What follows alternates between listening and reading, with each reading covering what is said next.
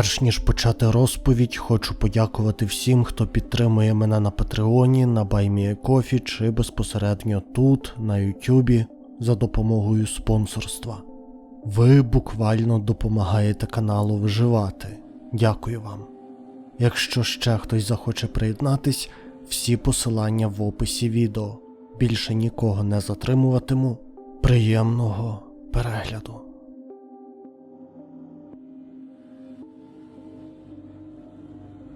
Флоренція – серце Тоскани, місто, яке називають колискою відродження. Її вулиці пам'ятають кроки Данте та Мікеланджело. У стінах соборів і палаців застигли шедеври Рафаеля та Боттічеллі. Прогулянка кам'яними вуличками відкриває нескінченний ряд музеїв, галерей та архітектурних див, де кожна площа дихає історією. А ріка Арно віддзеркалює величні куполи та вежі, що підіймаються у небо. Це місто світла, краси та культурної спадщини, яке протягом століть надихало геніїв і мандрівників з усього світу. Атмосфера мистецтва і духовності здається тут невід'ємною від самої землі. І як лише це місто могло породити такого монстра?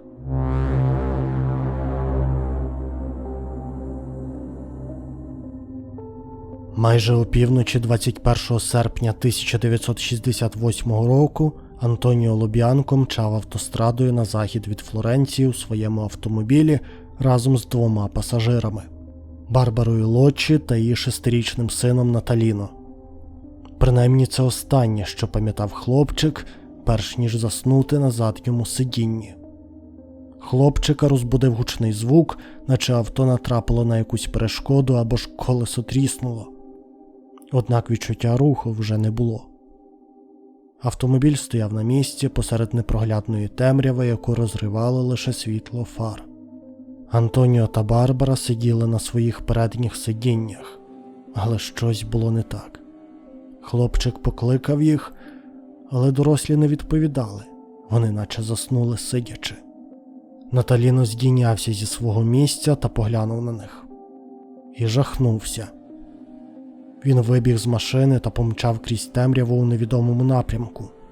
Так він пробіг близько 2 кілометрів, аж поки натрапив на будинок незнайомця. Власник будинку у Галуццо пізніше опише ту ніч наступними словами. Я прокинувся від стуку в двері. Хлопчик за ними кричав. Казав, що я мушу його впустити та відвезти додому, бо його батько захворів і заснув, а мама із дядьком померли. Чоловік спершу не зрозумів, в чому справа, і викликав поліцію, аби ті забрали, як йому здавалося, напівсироту, який прибився до нього посеред ночі.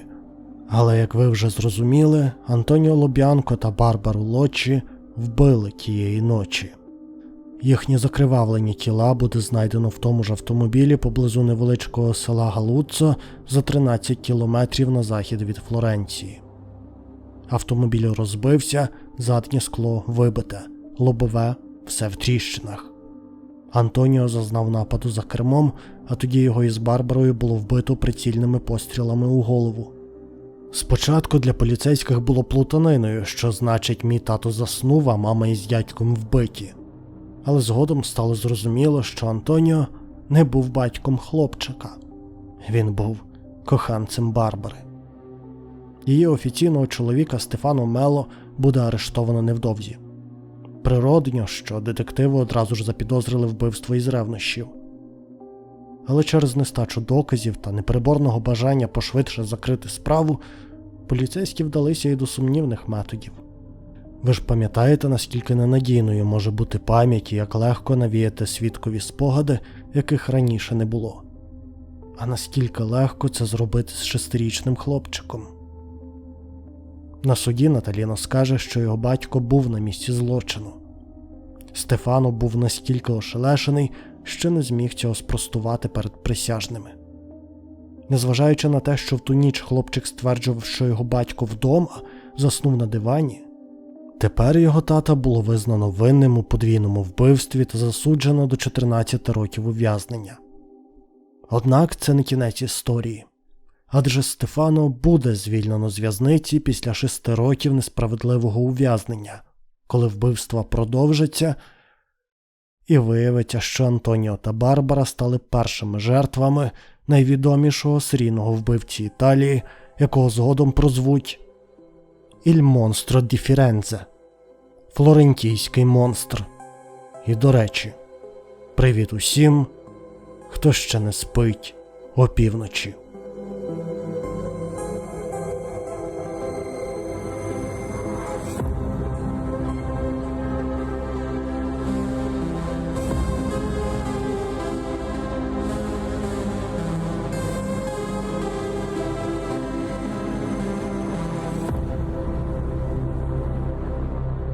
Флоренція – одне із головних та найвідоміших міст Італії.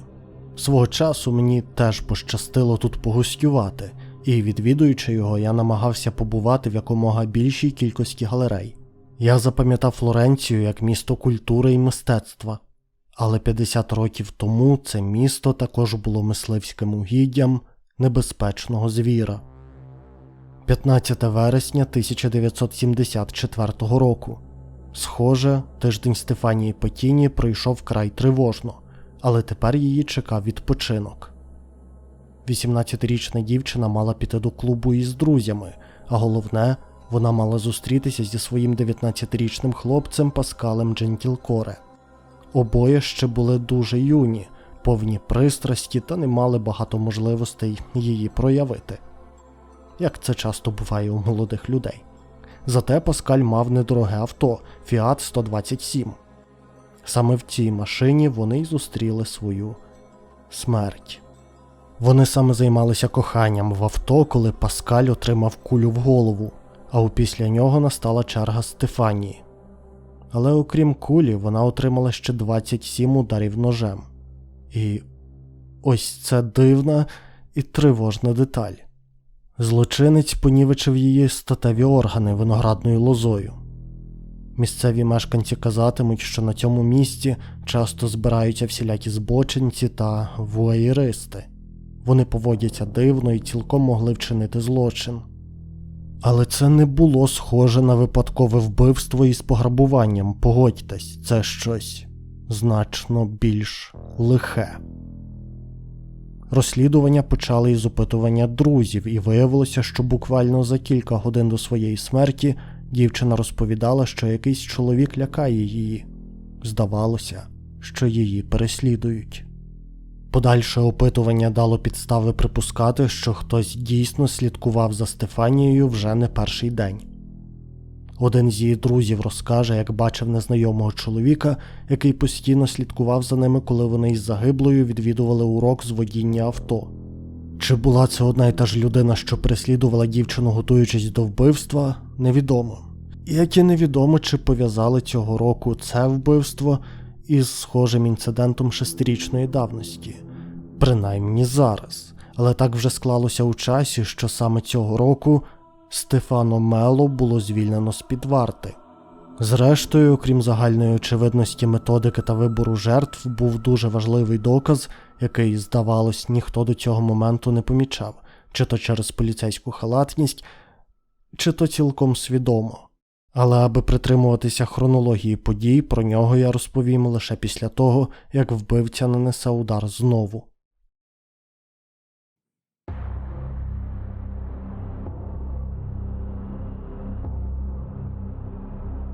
Казали, що наречені Джованні Джорджі та Кармела Денучо мали бурхливе інтимне життя. Такі були часи, нічого не поробиш. Зрештою, не думаю, що зараз когось сильно хвилюють їхні подружні експерименти. Однак саме один із таких закінчився трагедією 6 червня 1981 року поблизу комуни Скандіччі на околиці Флоренції. Саме там знайшли їхні тіла. Джованні в машині, а ось Кармелу із автівки витягли і понівечили ножем, в тому числі і в інтимній зоні. Підозрюваного піймали швидко. Ним виявився 30-річний Енцо Спалетті, сумнозвісний через свою нудейську поведінку. Він розповідав місцевим про вбивство ще до того, як було виявлено тіла. Поліція вирішила, що він може бути злочинцем, але швидше за все Енцо просто побачив місце злочину і втік. Адже через 3 місяці його буде звільнено з-під варти, коли буде виявлено чергові 2 тіла. 23 жовтня 1981 року в парку Каленцано у Флоренції було знайдено молоду пару – Стефану Бальді та Сюзану Камбі, 26 та 24 роки відповідно. Почерк залишався майже незмінним, обоє були застрелені. Однак тривожна деталь із минулого злочину еволюціонувала. Невідомий вирізав ножем лобкову частину тіла дівчини. Лише зараз між всіма цими злочинами було помічено зв'язок, і в газетних вирізках можна вперше зустріти прізвисько, яке стане синонімом жаху в Італії тих часів – «Il Monstro di Firenze» – «Флорентійський монстр». Однак офіційно їх об'єднають лише наступного року, коли буде знайдено деталь, що об'єднує не лише останні 2 інциденти, а всі 4. Однак, напевне, можна було сказати, що злочинець мав неабияку витримку, повторюючи злочини аж через 6 чи 7 років. Але тепер щось змінилося. Він став більш нетерплячим і вбив 2 за 1 рік. І повторить це вже у 1982-му.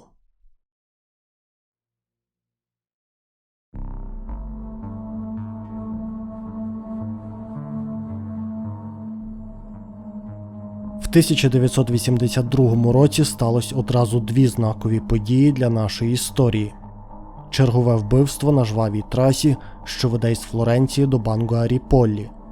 22-річний механік Паоло Майнарді та 20-річна кравчиня Антуанелла Мігліоріні були застрелені одразу після сексу у машині. Вбивця не встиг понівечити жертв, як було в попередніх випадках. Вважається, що це через жвавий рух трафіку. Занадто багато автівок проїздить повз. Занадто багато потенційних свідків. Зокрема, це стало причиною ще одного відхилення від звичного сценарію. Паоло не помер. Точніше, не одразу. Його знайшли живим і навіть встигли доправити до лікарні, де його серце зупиниться після 2 годин відчайдушних спроб врятувати життя хлопця. На жаль, опитати його не вдалося, занадто серйозне поранення. Але поліція вже підозрювала, що на території Флоренції діє серійний вбивця, і цей випадок лише підтвердив їхні підозри. Головна деталь – кулі 22-го калібру фірми Вінчестер із маркуванням H на гільзі. В кожному із 4 останніх вбивств було знайдено саме такі гільзи. Зауважте, я сказав 4. Про першу справу 1968 року поясню згодом, поки що її офіційно не пов'язували із рештою. Ба більше, у всіх 4 випадках ці кулі випускали із одного і того ж пістолета – Берета 22ЛР, що визначили експерти-криміналісти.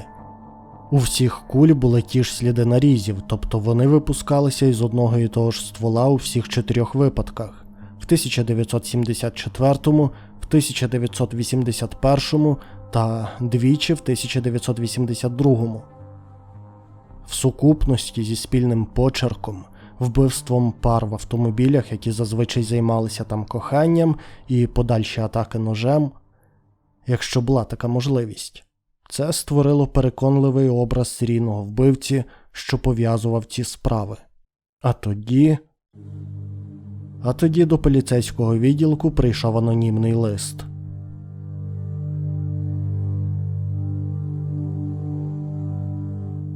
Про монстра сказано чимало. Кажуть, він вмілий стрілець. Це не так. Ви орієнтуєтеся на 4 вбивства, я вважаю, що їх було 5. Згадайте випадок у Галуццо напередодні державного свята. Ніч – той самий час. Між 22:00 і 23:00. Знову намір поранити жінку та зробити з її тіла те, що було з ним зроблено. Нападник думав, що вона мертва. Використав пістолет, щоб перестрахуватися. З того інциденту в Галуццо почалася сумнозвісна кар'єра монстра. Зупиніть його. Так говорилося у листі, надісланого до флорентійської прокуратури від аноніма, що підписався псевдонімом «Дружній громадянин». До листа доклали кулю 22-го калібру. Це саме та справа, з якої я розпочав історію. Та справа, в якій спочатку арештували чоловіка жертви, згодом його участь класифікували як співучасть у вбивстві. Вважалося, що Антоніо та Б'янку вбив інший її коханець, а Стефано знав про намір і нічого не зробив, аби зупинити злочинця. Це було в 1971 році. В 1974-му апеляційний суд визнав, що прямих доказів його участі не було. Ба більше, свідчення його сина були скомпрометовані, адже він стверджував, що бачив батька. Однак тепер засудженим за вбивство був Франческо Вінценті, інший коханець Барбари. Тобто там був не його батько. Розумію, справа вкрай хаотична і нагадує якусь Санта-Барбару, вибачте за каламбур, але розмова насправді не про неї, адже лише тепер поліцейські порівняли гільзи із останніх 4 інцидентів із тим давнім злочином 14-річної давності. Сумнівів не було. Антоніо Лоб'янко та Барбара Лочі були вбиті з пістолета Берета 22-го калібру кулями марки Вінчестер із маркуванням літери H на гільзах. Наразі вважається, що саме вони були нульовими пацієнтами, першими жертвами флорентійського монстра.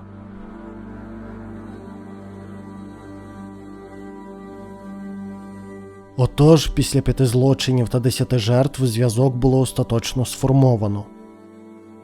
Протягом всіх цих інцидентів можна було спостерігати еволюцію невідомого злочинця як серійного вбивці.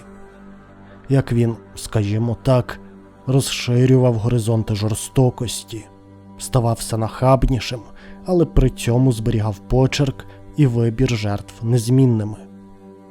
Однак в 1983 році сталося дещо, що вибивалося зі звичної схеми. Здавалось би, знову подвійне вбивство, 2 24-річних студентів, цього разу не італійців, вони мандрували з Німеччини. Однак це не було найдивнішим. Справа в тім, що цього разу це були 2 хлопці.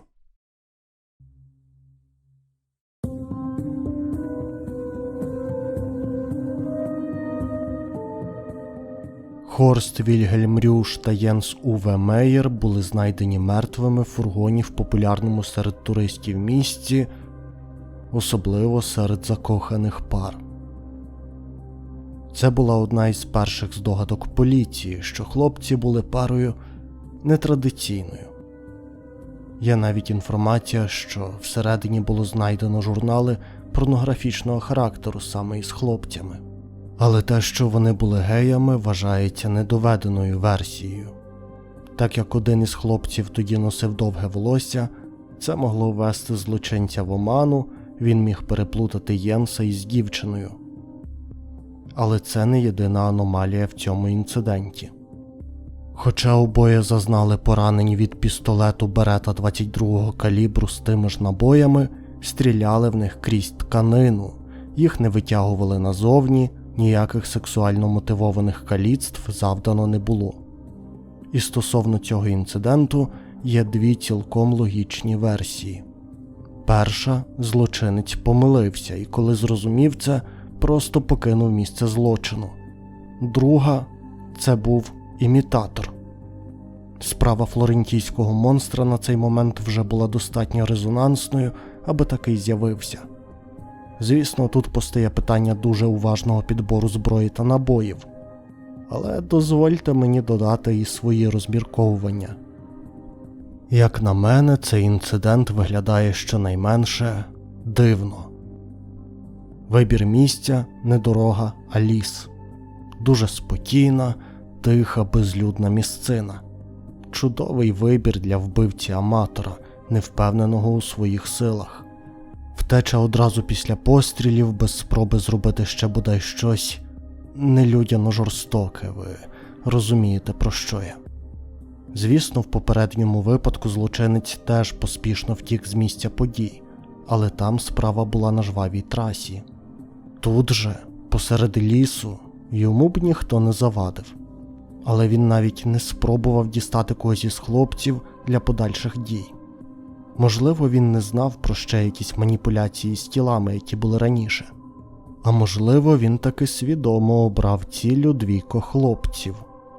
При обох варіантах це не міг би бути оригінальний флорентійський монстр. Або він просто злякався, що, як на мене, теж не властиво йому в цих умовах. Особисто я вважаю, що у цій справі цілком міг діяти імітатор. Однак через ті фактори, що залишилися, Рюш та Мейер теж вважаються легітимними жертвами флорентійського монстра.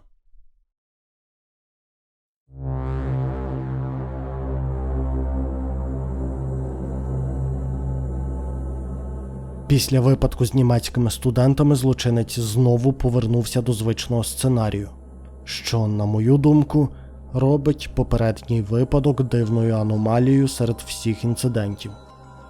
В 1984 році монстр знову наносить удар. Молода пара, студент-юрист Клаудіо Стефаначі та його 18-річна дівчина Піа Ротіні були застрелені в автомобілі хлопця. Дівчину злочинець витягнув із машини, майже ритуально вирізав одну з грудей та область лобка. Пара вирішила усамітнитися поруч лісу, близько опівночі. Це і стало їхнім останнім побаченням. Знову та ж зброя, ті ж кулі. Безпомилковий сценарій оригінального флорентійського монстра повернувся. І вже наступного року він знову наніс удар. Знову закохана пара, хлопець та дівчина, знову ці ритуальні рани. Але цього разу знову громадяни іншої країни. Цього разу Франції. Музикант грузинського походження Жан-Мішель Кравейчвілі, 25 років, та 36-річна Надін Моріо. І хоча їх теж знайшли не в машині, а поруч намету в лісі, що могло б пов'язувати цю справу із вбивством двох хлопців, однак цього разу злочинець діяв впевнено і жорстоко. Мало того, що він понівечив тіло дівчини, згодом він надіслав до поліції листа. Насправді, після того листа від дружнього громадянина, ким би він не був, до поліції надходило кілька листів від ймовірного злочинця, але більшість із них вважаються підробкою від місцевих неврівноважених мешканців. Але ось цей останній лист 1985 року був особливим. Справа в тім, що разом із ним невідомий надіслав шматок шкіри. Людської. У листі він стверджував, що це шматок з однієї з грудей, яку він відрізав. На той момент ще не було тестів ДНК, але аналіз крові показував, що той, в кого взяли цей зразок людської тканини та Надін, мали одну групу крові.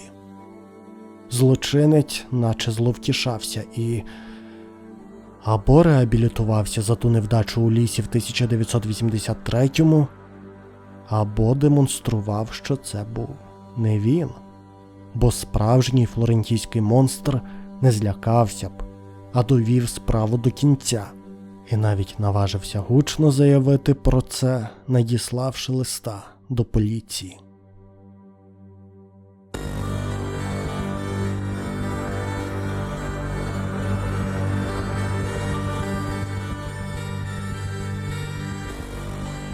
Офіційно випадок в Сан-Кащіано в 1985 році – це остання активність так званого флорентійського монстра.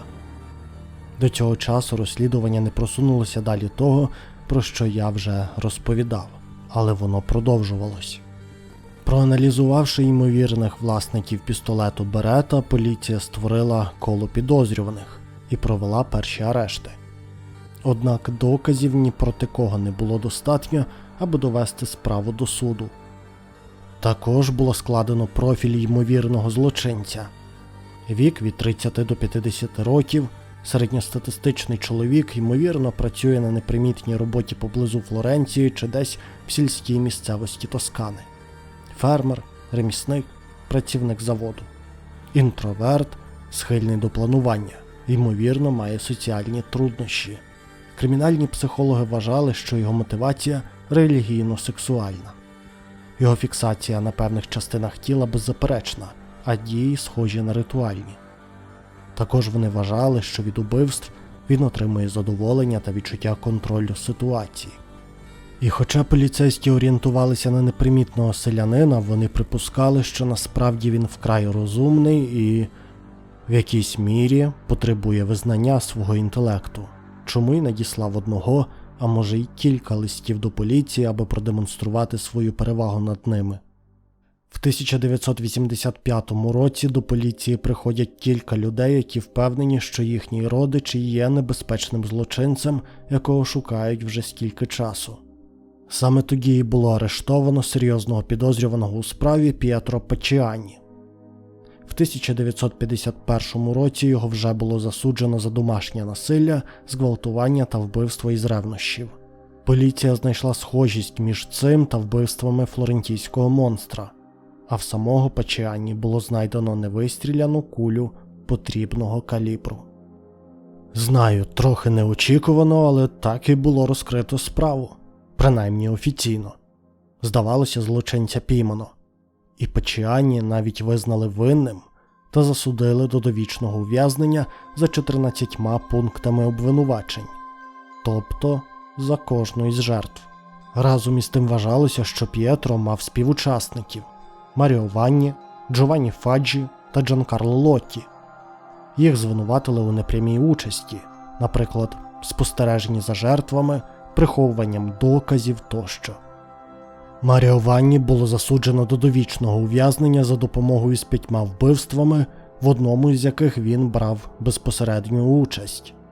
Це обвинувачення ґрунтувалося на свідченнях Джанкарло Лотті. Самого Лотті було визнано винним у співучасті в 4 справах та засуджено до 30 років ув'язнення. Фаджі спочатку було виправдано за всіма обвинуваченнями в судах першої та другої інстанції, але зрештою визнано винним за співучастю у 2 інцидентах. Ось такий кінець історії.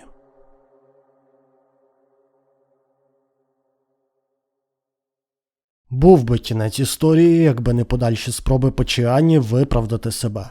Його справа проходила через суди безлічі інстанцій, а куля, яку знайшли поліцейські в його саду, виявилася підкинутою поліцейськими, які хотіли якнайшвидше закрити справу.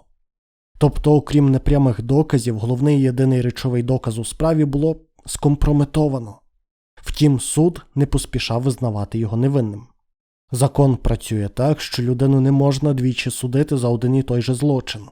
Тобто, якщо його офіційно визнають невинним і звільнять, а тоді знайдуться нові докази, засудити його повторно буде неможливо. Це аби ви розуміли, чому так багато судових процесів затягуються, поспішні висновки несуть за собою серйозні наслідки. Тож, суд зволікав, а Пачіані помер в 1998 році, так і не визнавши себе винним. Всі його спільники теж подавали безліч апеляцій. Лотті був одним із головних у цій справі, адже він єдиний із трійки, хто дав свідчення проти Пачіані та зізнався, що був на місці злочину і бачив його безпосереднє скоєння руками Пачіані та Ванні. Але хоча його слова стали додатковим доказом проти Пачіані, свідчення Лотті були вкрай непослідовними. Він постійно їх змінював, плутався в деталях. Якби він таким чином захищав підозрюваного, таку поведінку вважали б вкрай підозрілою. Але чомусь неколи це свідчення на користь обвинувачення. Лотті навіть стверджував, що Пачіані був лише виконавцем. Його найняв якийсь невідомий лікар для збору жіночих геніталій, за допомогою яких він проводив, не експерименти, сатанинські ритуали. Гадаю, ви вже розумієте, що не так з цими свідченнями, але ми повернемося до них в останній частині відео. Випадок, коли поліцейські чи то змусили хлопчика дати неправдиві свідчення, чи то змусили його повірити, що він бачив батька там, де його очевидно не було, зайва причина сумніватися в їхній доброчесності та навпаки запідозрити в спробах якомога швидше закрити справу. Або навіть саботувати її. Це викликало багато суперечок і сумнівів у тому, що було піймано справжнього флорентійського монстра. Однак, аби розставити всі крапки над «і», офіційно справа начебто вважається закритою. Але в реальності все трішки складніше. Хоча Пачіані помер у в'язниці від серцевого нападу, насправді його було виправдано в 1996 році в апеляційному суді. Докази назвали непереконливими, непрямими, а подекуди навіть суперечливими. Підкинута куля, дивні свідчення, відсутність речових доказів, та й взагалі дивно, що тут діяла ціла група злочинців, вбивцею з яких був лише один. Максимум 1,5, якщо Маріо Ванні дійсно допомагав в одному з випадків. Але, як я вже сказав, відмінити вирок – це дуже серйозне рішення з руйнівними наслідками. Тому касаційний суд вищої інстанції постановив, що справу необхідно переглянути, і весь процес має початись з самого початку – суду першої інстанції. Всього через рік, в 1997 році, Джованні Фаджі було повністю виправдано через відсутність доказів, навіть непрямих. Його було повністю звільнено від відповідальності.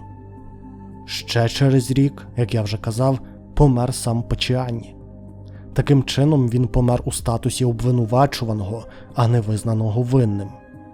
І це головна причина, чому суперечки про те, чи було впіймано флорентійського монстра чи ні, не стихають по сьогодні.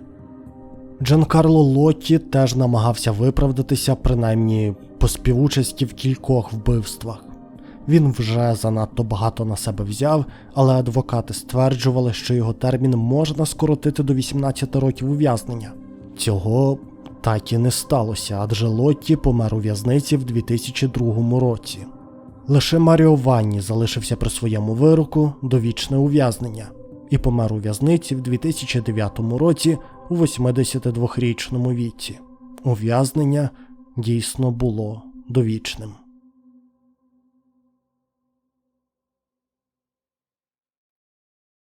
Коли мова йде про найвідомішого серійного вбивцю у країні, цю справу ніколи остаточно не полишають. У нульових всі листи переглянули нові експерти, намагаючись встановити, які з них могли належати вбивці, які божевільним, які наслідувачам.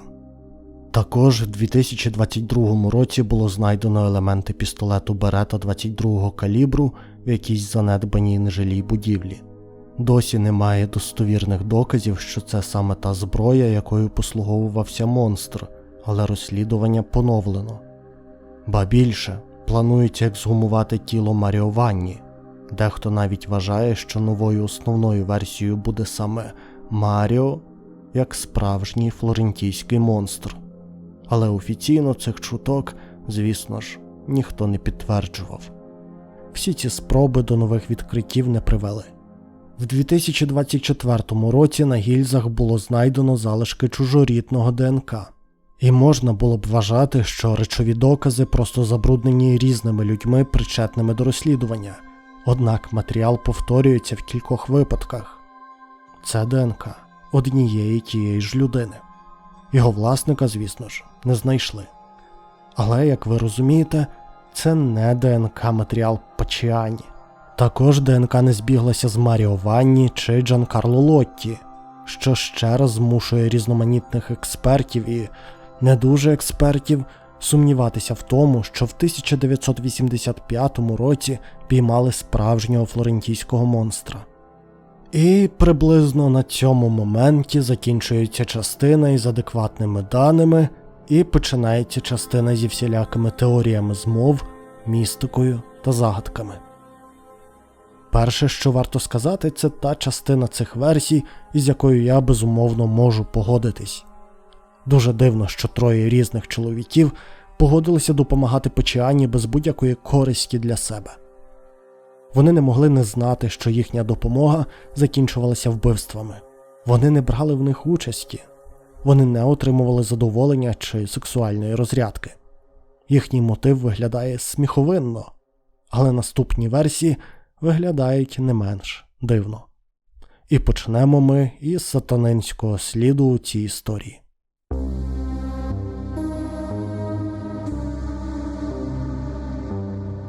Мікеле Джутарі, один із головних поліцейських у справі флорентійського монстра, якого, на жаль, довелося обділити увагою, вже в званні комісара очолив досудові слідства 3 друзів Пачіані після його смерті.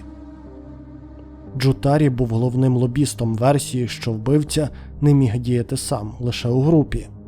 І він вважав, що це група сатанистів. В першу чергу він спирався на свідчення Лотті про таємничого лікаря-езотерика, а як підтвердження використовував містичний камінь пірамідальної форми, знайдений поруч роботи Пачіані. Джутарі стверджує, що поліція знайшла в його домі щонайменше 3 книги, пов'язані з чорною магією та сатанізмом. Також йому здалося вкрай підозрілим, що звичайний фермер, яким був Пачіані, до злочинів не володів особливими статками, а під час них відремонтував свій будинок, купив додатковий, придбав автомобіль та накопичив близько 150 мільйонів лір, що на сьогоднішні гроші близько 100 тисяч євро. Невже він дійсно за гроші виконував замовлення доктора-сатаніста? Насправді всі ці здогадки розбиваються об звичайну логіку та свідчення інших юристів, в тому числі і прокуратури, адже прокурори розуміли, наскільки дивно все це звучатиме у суді. По-перше, пірамідальний камінь – доволі звичне явище в тих місцях. Такі використовували, аби підперти двері, а не для виклику злих духів. По-друге, книги про чорну магію юристи класифікували як збочену бібліотеку садиста. Пачіані зберігав книги та журнали порнографічного характеру, деякі зображення в яких мали насильницький вигляд і були спочатку інтерпретовані як сатанинські. А гроші, які накопичив Пачіані, зберігалися здебільшого марками чи відсотками за депозит в банку. Він працював різноробочим, здавав в оренду другий будинок і славився тим, що був невимовним скнарою. При цьому його ймовірні співучасники не відрізнялися особливим багатством. Хоча навряд чи накопичені за 10-15 років 100 тисяч євро можна вважати особливим багатством в Італії. Як би там не було, дехто із них взагалі був на межі жебратства. Невже їм ні копійки не перепало від лихого доктора Стренджа? І просто для протоколу я зауважу, що на цій божевільній історії про сатанинський слід базується ледь не половина непрямих доказів проти П'єтро Пачіані. Не дивно, що його вирок по сьогодні викликає палкі суперечки.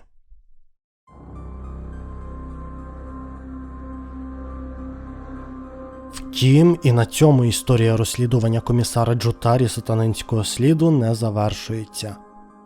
Звісно, він намагався знайти лікаря-замовника, але потрібний кандидат знайшовся аж в 90-х. Лікаря Перуччо Нардуччі було знайдено мертвим в місцевому озері всього через місяць після останнього подвійного злочину флорентійського монстра. Причиною смерті вказано утоплення, ймовірно, наклав на себе руки. Однак Джутарі вдалося ексгумувати тіло Нардуччі аж у 2002 році. Експертиза показала, що причиною смерті могла бути і асфіксія, тобто його могли задушити. Звісно, майже через 10 років таку експертизу важко назвати надійною, але базуючись на ній, Джутарі висунув гіпотезу, що його позбулися, аби замести сліди. Начебто для експертизи було використано інше тіло, не пов'язане зі справою. На думку комісара, це було неважко, адже він вірить, що існує таємна спільнота багатих італійців, які володіють достатнім впливом, аби провернути такі махінації. Хоча офіційно зв'язку цієї справи з флорентійським монстром немає, Джутарі вважає, що це ключ до таємниці езотеричної таємничої спільноти Флоренції, яка стоїть за злочинами монстра.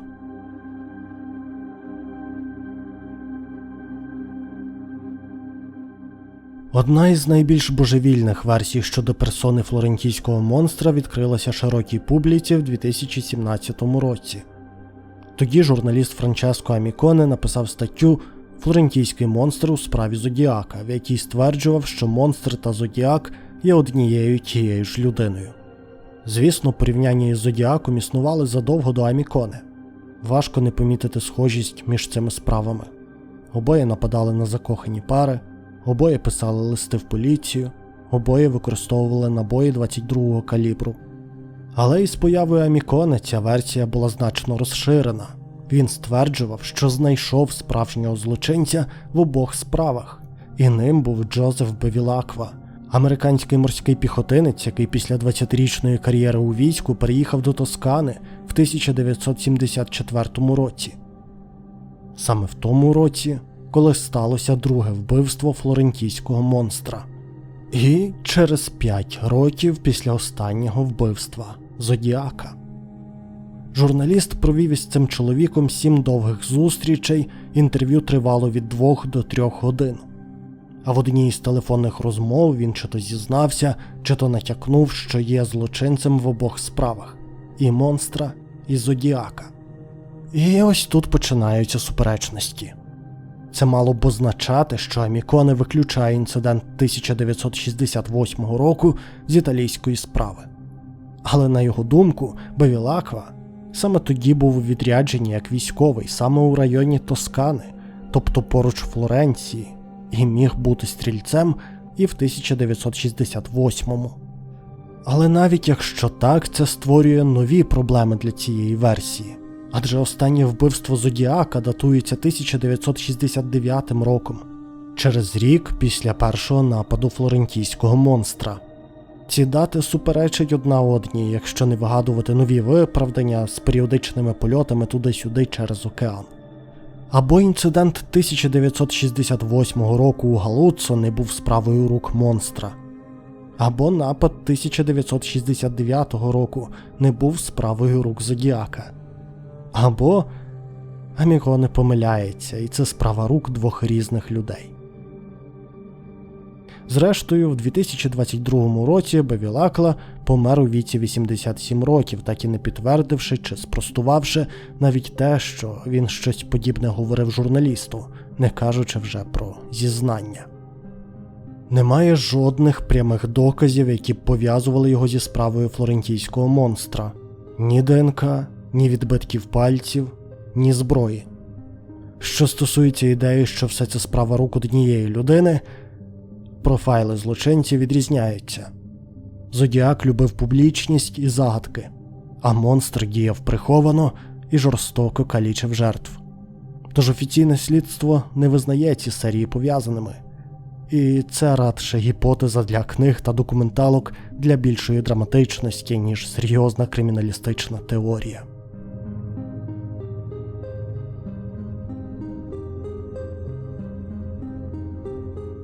Флорентійський монстр – один із найвідоміших серійних вбивць Європи. Його справа водночас вважається закритою, але залишає так багато сумнівів, що питання, піймали його насправді чи ні, продовжує висіти у повітрі вже 40 років. І породжує безліч теорій, кожна наступна божевільніша за попередню. Попри схожий почерк, своїм фіналом вона радше нагадує мені історію алфавітного вбивці, якого начебто і піймали, але питання залишилися відкритими. Зрештою, із ув'язненням Пачіані серія зупинилась, чи не так? Втім, незалежно від того, був він саме тим злочинцем, якого шукали чи ні, Флоренція, колиска мистецтва, породила на своїх теренах справжнього монстра. Адже монстри ховаються серед нас. Будьте обачними, аби не зустрітися із ними опівночі.